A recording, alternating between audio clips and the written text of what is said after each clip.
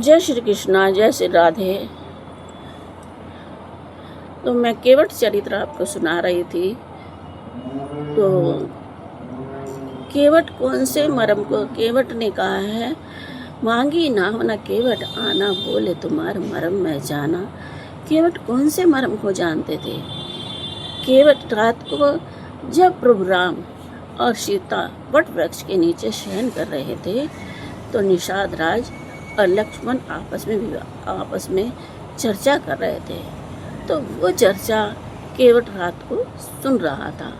उसको लक्ष्मण गीता कहा गया है। यह एक गुप्त गीता है जिसे रामायण में गुप्त रखा गया है। तो लक्ष्मण गीता में बहुत सारी चर्चा है। तो केवट जान गए थे कि प्रभु धरती पर आ चुके हैं। और जब सुबह उठ करके भगवान राम और लक्ष्मण और सीता गंगा पार करने के लिए केवट को बुलाने लगे तो केवट ने कहा, नहीं प्रभु, पहले मैं आपके चरण पखारूंगा, चरण धोऊंगा, तब मैं आपको नाव में बैठाऊंगा। तो लक्ष्मण को बहुत गुस्सा आया। उसने कहा, लक्ष्मण आंख लाल करके उसकी तरफ धनुष बाण दिखाने लगे।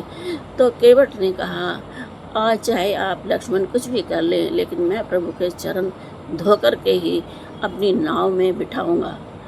तो ऐसा करने के लिए प्रभु ने कहा। प्रभु मंद मंद मुस्कुरा रहे थे। प्रभु क्यों मुस्कुरा रहे थे? क्योंकि केवट जो है पिछले जन्म में एक कछुआ था और लक्ष्मण शेषनाग के अवतार थे। तो प्रभु इसलिए मुस्कुरा रहे थे कि जिस कछुए को तू पास में भी नहीं फटकने देता था, आज उसी के सामने तू आके दिखा रहा है।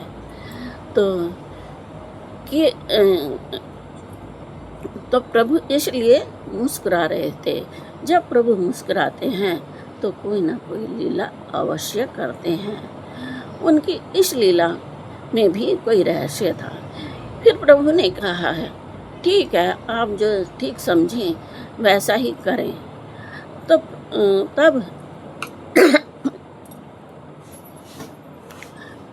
तब केवट ने प्रभु के चरण पखारने लगा। केवट गंगा जल भर लाया खटोटे में। गंगा, जो सब कहते हैं गंगा में स्नान क्यों नहीं करना चाहिए, देखिए प्रभु ने केवट ने गंगा जल से प्रभु के चरण धोए। गंगा जल से क्यों चरण धोए? गंगा तो पवित्र है।